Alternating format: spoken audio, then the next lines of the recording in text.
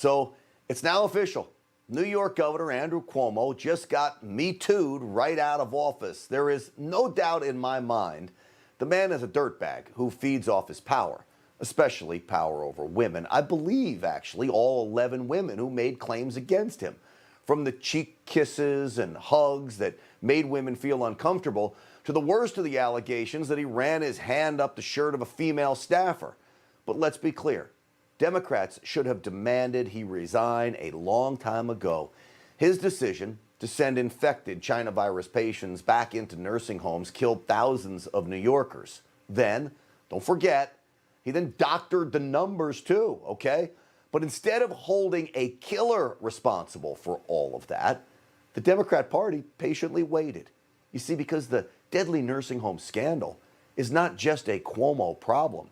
It's a Democrat Party problem that can also be laid at the feet of Democrat governors in Michigan, in Pennsylvania, and New Jersey, and other states as well. Cuomo's 11 accusers served as the Me Too distraction from the nursing home scandal that would finally take Cuomo out. I truly believe it is politically motivated. I believe it is unfair and it is untruthful. I have slipped and called people honey, sweetheart, and darling. I meant it to be endearing, but women found it dated and offensive. I do hug and kiss. In my mind, I've never crossed the line with anyone. But I didn't realize the extent to which the line has been redrawn. Come on, Governor. Welcome to 2021, right? The man is clearly a creep. But if you want more proof that woke politics played a huge role in the final ouster of the one-time prince of the Democrat Party, look at the statement from the New York Democrat Party chairman, okay? The first line isn't about Cuomo's predatory ways or how the victims need our support at this time. It's this: New York will finally have its first female governor, and we could not be in better hands. So after all the investigations, the suffering, the humiliated victims, the grandmas and grandpas who died in those nursing homes, the Democrat Party chairman's first statement is New York will finally have its first female governor? Folks, that says it all right there about what is most important to these Democrats. It is optics, which really is about pandering, right? And more proof. They don't care about anyone. Certainly not the 11 accusers and not the nursing home victims. What they wanted was Cuomo gone at all costs, maybe even because of his popularity, possibly his threat to Kamala Harris as a presidential candidate.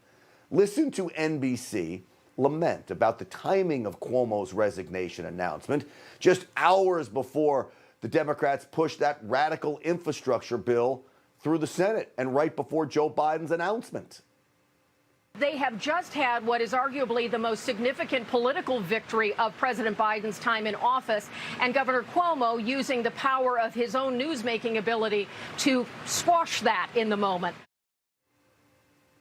You see, folks, the politics and the Democrat infighting never stops.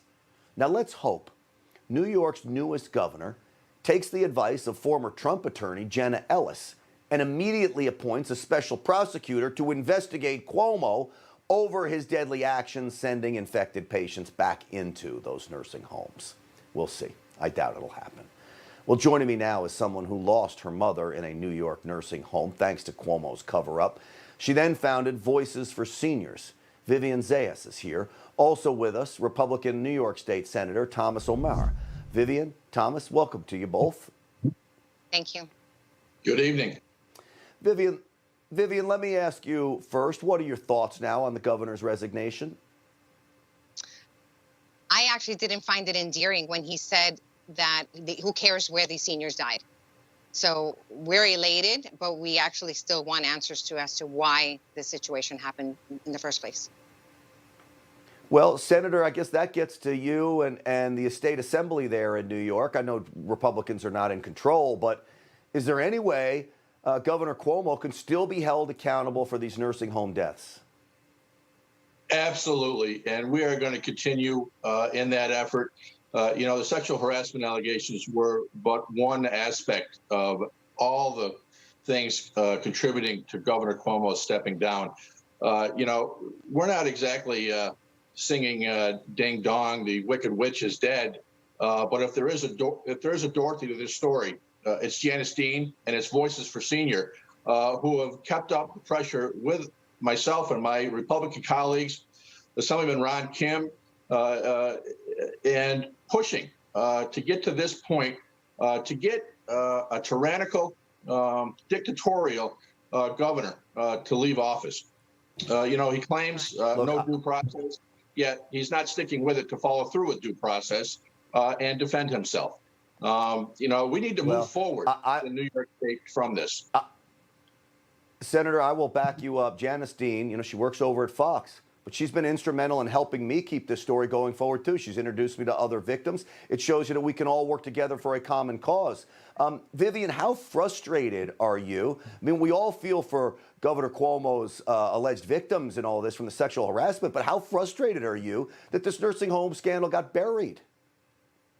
Well, we actually think that the women who came forward are brave.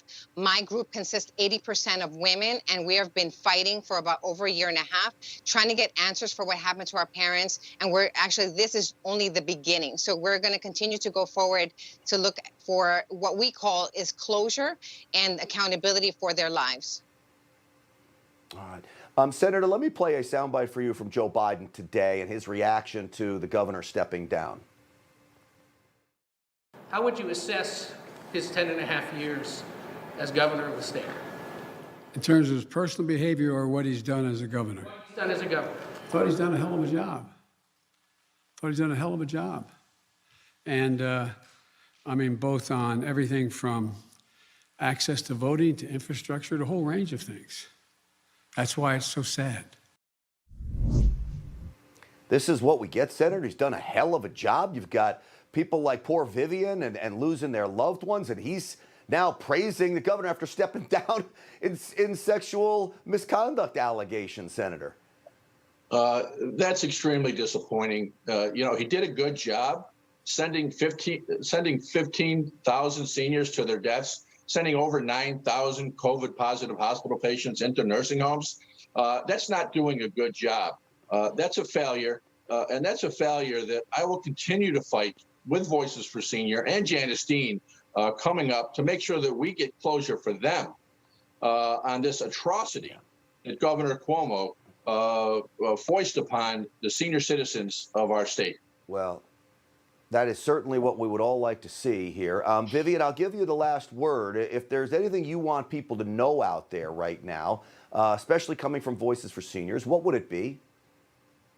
Well, we know that he has a pattern of giving his cronies and also his friends and family preferential treatment, all at the expense of our seniors. That is not going to be forgotten on as far as our part. Voices for Seniors stands for the families, and all of the victory lap that we take basically is short-lived because we still have a lot of work to do. Yeah. Well, Vivian Zayas, I know you'll be working hard. I've watched it and I'm impressed with it as well. Senator O'Mara, thank you for coming on as well. Both of you, just keep up the fight up there. I know we need it. Hey, I'm Rob Finnerty. Thanks for watching. If you enjoyed this video, please join the conversation in the comments below. Don't forget to subscribe, too. Hit the bell icon to be alerted to breaking news. And remember, there's a whole lot more on Newsmax TV, America's fastest growing cable news network. Newsmax TV, where real news for real people.